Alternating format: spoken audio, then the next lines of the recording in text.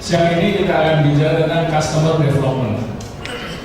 Saya kira ini tahapan mendekatkan, merealisasikan model bisnis yang sudah kita bangun. Jadi kalau saya boleh mereview kemarin dari apa yang kita rancang dari pelatihan ini, kita mulai dari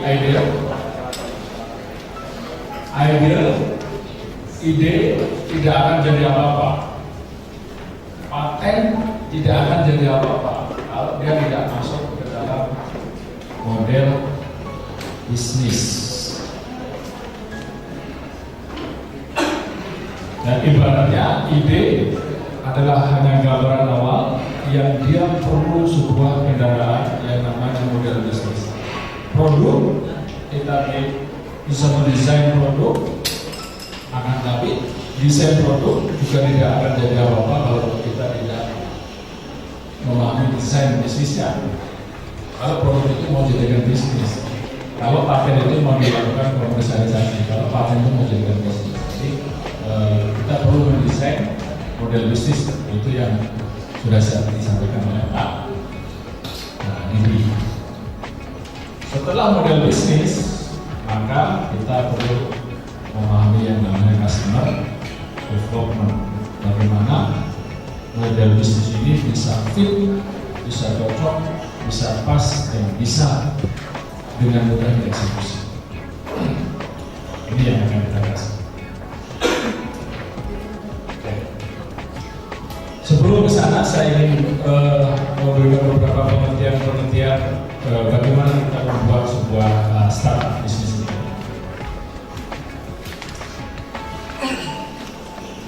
Kita dari kemarin sudah bicara tentang startup. Tapi apa sih perusahaan startup?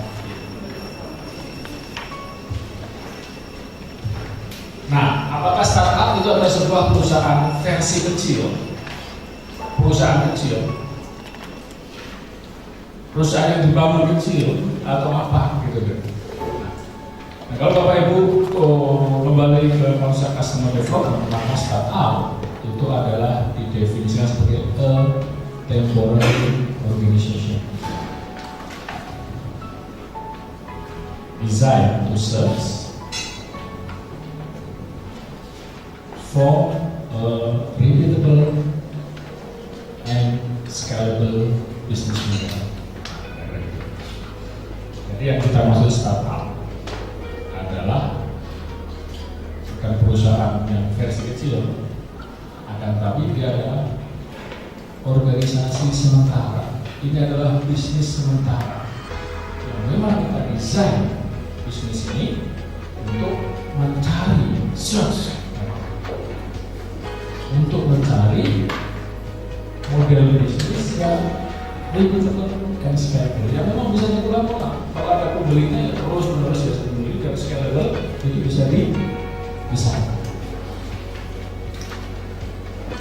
Bukan sebuah model bisnis yang sekali beli selesai, tidak betul.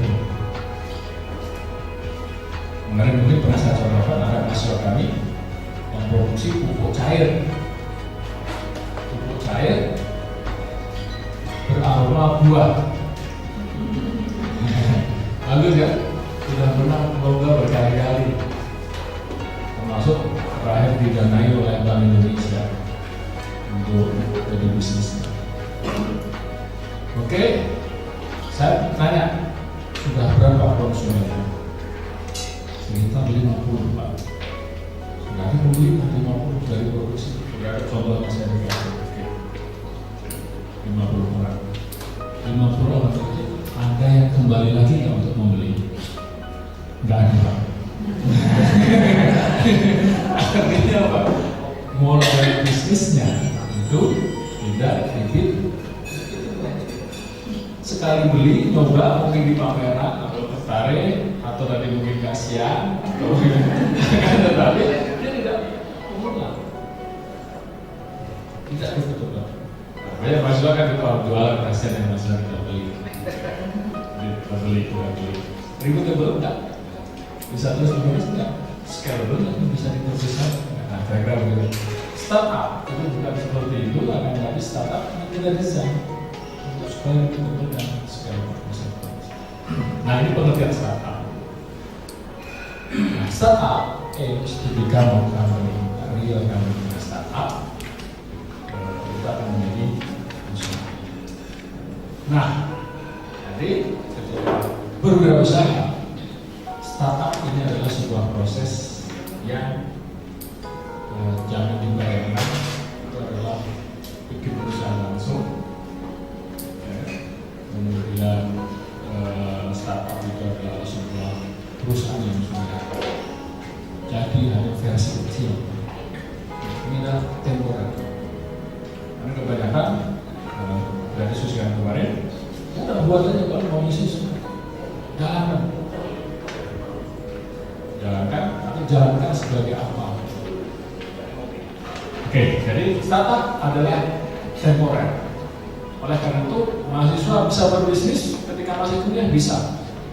Mahasiswa bisa skripsinya adalah mendirikan perusahaan bisa. Apa yang didirikan? Startup, company, sebuah perusahaan startup.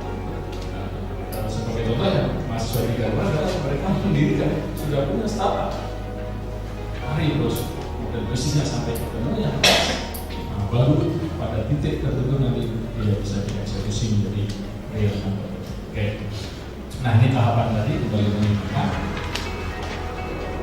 ide, model bisnis, ini customer development. Terdiri paling tidak dua hal ini, customer discovery dan customer valuation. Size of opportunity, ukuran